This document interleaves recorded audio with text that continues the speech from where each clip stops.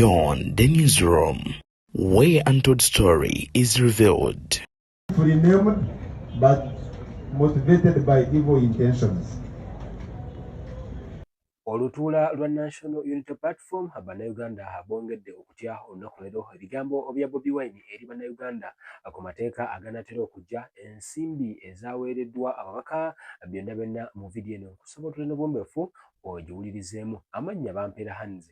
Bwe tugenda maaso olunaku leero NUP omukulu ayitibwa David Lusongoya Ssaabawandiisi w'ekibiina kino ayogedde ku bilioni 40 n'agamba nti bwe gaba nga amalwaliro gali tegaweza na haafu y'ezo ssente ateberezaamu malwaliro ameka akonye ku kiruddu n'akoona ne ku malwaliro awo amalala n'agamba nti tegaweza ezo ssente zaweereddwa ababaka. Lwaki ensimbi zino teziteekebwa mu bintu nga ebyo ng'ate Uganda ebiriramu obunafu? Takomyawo n'agenda maaso n'agamba nti Bannayuganda mulina okuba nga mwenywereza ddala. Omukulu yagamba nti mujja kiwulira, mujja kukirozaako, mujja kiwulira. Kati mpagere nali munga njebazaaki Buli Munnayuganda yenna agenda kuloza okumenya buli kimu ekyange mwakola ebyo ng'okulonda kuwedde ne mutulumya ne mutuswaza ngaffe abakulembeze b'NRM naye Mukama abalama buli kimu kiyonerera okabakisibe katubone ku lwa gavumenti yaffe gye twerondera yinga. Njagala mumanye nti buli Munnayuganda yenna agenda kuloza ku mismanagement ne misrule ya Museveni. Ekisanja mugenda kubulwa ne bwe munywa amazzi. Twatuusewo dda lwa nsonga nti Bannayuganda bangi abadde ku makubo essaawa eno nga bayiya ekigulira amagala eddiba ati bakyalina ne mu byalo gye bandiddukidde eno naye baabalumbyeyo dda abakulu bakaaye. Olunaku leero nga nkutemerera bigambo byakulu aboogedde ku nsimbi ezo ne bagamba era ne basaba banna NUP n'abantu abaalonda bagambe abaka baabwe baleme kukola ebyo bintu. Kakati wano wetugenze mu bakulu gye bayise sovereignty bill ali ebweru w'eggwanga oli Dubai oli mu bitundu byonna ebya Europe oba America ensonga enekwatira kudda ddala nga gwe olina kyokola naye oba tuwagira National Unity Platform ogenda kubanga ensonga eno ogyetaaga ogiwulira oba olinayo munno osharingireko nkusabye busabi lwa nsonga ate buno obubaka bwanjawulo nnyo. Etteeka lino eri sovereignty bill olunaku lw'ejjo ku ssaawa nga 8 ge gamu ku gaaleeteddwa era mobile money nali kunnyonnyodde mu vidiyo evuddeko ate oba oliawo n'ensonga nga eyo yabadde enkulu sovereignty protection bill. Etteeka eryo erigezaako kuba nga likuuma era liprotectinga eggwanga lyaffe. Okusinziira ku Benjamin Katana omukulembeze mu National Unity Platform bw'abadde ayogerako nga annyonnyola etteeka lino agambye nti buli Munnayuganda bwe linaayita nga oli bweru wa ggwanga ojja kuba oli mugwira ate ojja kuba omugwira atayagaliza ggwanga lyo asinga oba oliawo onaaba oweereza ensimbi zino nga tezirinaako kakwate ku bintu byonna. Bakugamba nti etteeka lino linamala okuyita buli nsimbi gy'onaaweereza ojja kgenda maaso n'okusobola okuba nga otuuka mu Ministry of Internal Affairs osobole okuba nga oginnyonnyolera biki byegenda okukola era ani agikuwadde enkolagana ki gye mulina era mwatuuse mutya okuba nga mweweereza ensimbi. Ojja kwetaaga okuba nga okubuuzibwa akana n'akataano. Okusinziira ku Benjamin Katana agamba nti munnamateeka omutendeke nno agamba nti etteeka lino linamala okuyita buli Munnayuganda ali ebweru kijja kwetaagisa okuba nti olina okulaga nti beddala olina good intentions eri eggwanga lyo era n'ensimbi ezo tezigenda kukozesebwa mu butujuvu. Abaleese etteeka lino bo bagamba nti baagala kuba nti oba oliawo baprotectinga eggwanga erya Uganda ekintu kye bagambye nti baagala protectinga independence. Ebuvanjuba n'ebugwanjuba ewaka wasigalawo ewasinga. Beyond the newsroom gwe mukutu ogukuleetera ekyo ekisinga katiranga naffe ng'oyita ku noti 771 44 53 ne noti 744 26 41 na bino bikulu tetulanga bafere tetulanga basawo ba kinnansi n'abagwa mu koowa eryo mwebale kutuwagira. Thank you. Bagala protectinga eggwanga lyaffe okuliraga nti nalyo lisobola okwetengerera independence yalyo ndoze ekigambo ekituufu. So ne bagamba nti obulamu kigenda lwakyo. Bw'abadde ayogera Benjamin Katana agise an enterprises evil era n'agiyita an evil enterprise government mu bigambo byatu bakozesa era ng'ayogerako ng'agamba nti byonna bigenda maaso bya controllinga kibiina ki National Unity Platform wadde nga baagala okontrolingiramu na buli Munnayuganda. Agamba nti kiva ku ki Beautifully named, but motivated by evil intentions.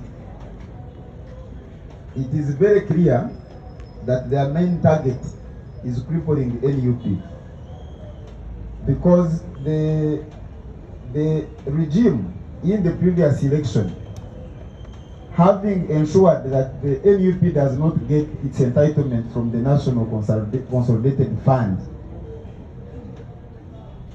was shocked that the members of NUP in the diaspora were able to fund the campaign to its logical conclusion, for which we are very grateful to our members in the diaspora. So they went back to the drawing board and have now come up with an evil scheme called the Protection of Sovereignty Bill. We want to invite all the people of Uganda to take in attention to this evil scheme, resist it, and stop it. And all of us can play different roles in ensuring that that is done. This bill has far-reaching effects in addition to crippling NUP, in addition, because one of the things that it intends to do is to identify Ugandans in the diaspora as foreigners. Can you imagine? A departure from the constitution, that your children who have gone to work in Abu Dhabi, in Qatar, your children who are in America and in other parts of the world, when that bill, and if in the unfortunate event that that bill becomes law, they will be considered foreigners. Wekiviirayo nti olunaku lwe baagaana okuwa NUP ensimbi ezali mu mateeka mbu nga zirina okubayambako mu kalulu, bano baakakasa nti abasajja baali tebagenda kusobola kuba nga bakuba kampeyini, wabula abantu b'omu diaspora mwenna abali gye muli mwasinzirayo ne muweereza ssente era ne kampeyini ne zisobola okuba nga zaatambula mpaka ku lunaku olusemberayo ddala. Kati ebintu ebyo byabanyiza era baddayo ku drawing board okusinza ku Benjamin Katana basobole okuba nga baleeta etteeka erisobola okontrolinga ensimbi ezirinzaawo ekibiina. Eggwanga nga Uganda erina ebibiina bye bayita multi-party biki bayina okuba nti boliawo ng'ebibiina birina akasimbi ke bifuna. Akasimbi kano nga si ka muntu sekinnoomu yenna era si kusalawo kwa muntu yenna okusobola okuba nga ziwa wabula ensimbi eziri mu mateeka. Wabula n'ozikwatamu baakizuula nti National Platform erina obuganzi n'obuwagizi ebweru w'eggwanga era abantu abali ebweru w'eggwanga gy'oli abalamu wano kwayiswa baasonze miliyoni ezisoba mu 6 teberezaamu nga mukyala we Justice na mukulembeze abadde ennomu person wabula ate mukyala w'omu okubakulembeze mu kibiina, era awo bagamba nti be bagala okusinziirako ddala okusobola okulaba nga boliawo balinnya ku maanyi gano NUP gayina. Wabula ekigendererwa kyakulaba nga banyigiriza Munnayuganda okusinziira ku Benjamin Katana agamba nti buli Munnayuganda olina okubeera very worried ne oba oweereza 5,000 ne oweereza mutwalo ne oweereza zonna z'oweereza ziyinza okwetaagisa okunnyonnyolera. Teberezaamu awo we tuli mu Uganda olunaku olwaliro. Benjamin Katana agamba nti ebibiina byonna ebiri ebweru nga birina abantu bikolagana nabyo wano ng'ofuna ssente ojja kwetaaga ozzennyonnyolera. Ate era n'akonako n'agamba nti olaba okugenda ku ndagamuntu okuwandiisa weetaagayo akasimbi. Olaba ogenda ku passport waliwo ensimbi ezisasulwa ezimanyikiddwa eziri mu mateeka, naye ate waliwo n'akalako olina okunyigamu basobole okukwanguyiza oba basobole okukukolerako obulungi waleme kubaawo nsobi. Nze kennyini nagenda okuggyayo ndagamuntu naye n'osasulayo akasente lwansonga nti baali bakubuzabuza ne bagamba nti teriiyo. Nina abantu be mmanyi omu si babiri nga endagamuntu zaabwe ono ku ssimu bamugamba yajja naye nga waagendayo takola ki tasobola kuba ng'agifuna lwansonga nti obaoliawo atalina ako kasimbi kewaayo. Bino ebintu bannayuganda babifeesinze. Kati ono gagamba nti neeteberezaamu olaba kajjasa endagamuntu etali nno yiye eyiyo nga gwe wekka nsobola gikozesa bakusabayo neeteberezaamu ng'orisiivinze akasente kinaaba kitya. Awo tulindidde tulabe. Ono era n'akunga bannayuganda n'agamba nti najje muli mukozese amaloboozi okubaako byonna bye muteekawo. Embeera bwetyo bwe badde wabula njagadde okutemeratemeramu ku bimu ku bikulu ebadde mu press conference ey'ekibiina ki National Unity Platform era nga ebimu ku bye boogeddeko byebyo ebikulu naye nga bagambye nti wano tulaga Wakambwe Tedros Lubongoya agambye nti ensimbi ezaabaweereddwa tezibaweebwangako nga tewali kijja. Kakati amateeka 3 oba bills 3 ezaayise ku parliament ku floor olunaku lw'ejjo bwe kigenda bwe kityo obaoliawo yadde ng'agamba nti wayina okuba nga waliwo ekijja abakulu ekibaagala okuyisaawo ng'era bali abakulu aba parliament babawadde mutemwa gwabwe okulaba nga obaoliawo bagamba kimu yes etteeka lisobole okuba nga ligenda mu maaso. Awo tuli olunaku olwaliro ebisigadde asooka labemu ate ensonga endala nnyingi nnyo zikwetedde. Nkusaba subscribinga omukutu BTN Media. Bwe tugibala ku miliyoni 2 baba beetaaga kubanga batunze ente emitwalo 2. Nolwekyo banange banabantu batulabako amatu batuyita ki novaayo noyogera ekintu ekyobuswavu ekyobusiru bwe kityo ogamba nti zino sente sizamuwa omusolo atunze ente ze n'atuwa ku kasente era nobeera ngaokudaalira bannansi. Ebyo byonna byonna biva kuba nti abo abantu bakimanyi bulungi nnyo nti abantu tebabalonda, so basobola okudaalira ensi bwe batyo, naye era abantu gye bali ne Katonda gy'ali. Batunze ente okufuna biliyoni 4 ze bagenda okuwa ababaka, nensanga nga beetaaga kutunda nte mitwalo 2. Simanyi ani aziguze ne katale ki ke bazitundiramu. Buli emu bwe tugibala ku miliyoni 2 baba beetaaga kubanga batunze ente emitwalo 2. Nolwekyo banange banabantu batulabako amatu batuyita ki novaayo noyogera ekintu ekyobuswavu ekyobusiru bwe kityo ogamba nti zino sente sizamuwa omusolo atunze ente ze n'atuwa ku kasente era nobeera ngaokudaalira bannansi.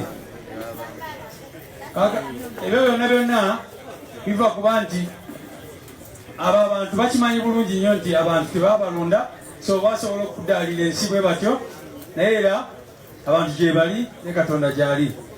Kakati naddala famire ya National Unity Platform ne bannayuganda bonna abanyola wamu naffe ne twebaza obubaka obw'okusaasira essaala zammwe, obugabirizi obw'ensimbi na byonna bimwasobola okukola okubanga tuwerekera mukyala waffe mu kitiibwa. Bassebo ne banyabo bannayuganda tubeebaza, mwebale nnyo, mwebalire ddala. Muganda wange Alex Wise wa Mufumbiro abatumira nnyo era abeebaza, wadde yali taliiwo naye kyonna ekyakolebwa n'omukwano gwe mwamulaga ne mulaga ne mukyala we nga tumuwerekera, ye mu mutima gwe agamba nti bannayuganda mwamuwola ebbanja lyatamanyi na bwayinza gisasula, naye ekintu ekisinga obukulu nti ku mulamwa kwali ali simanyi bakyogera mumenefu aye ate nga ali gumite. Mwebale nnyo, mwebalire ddala.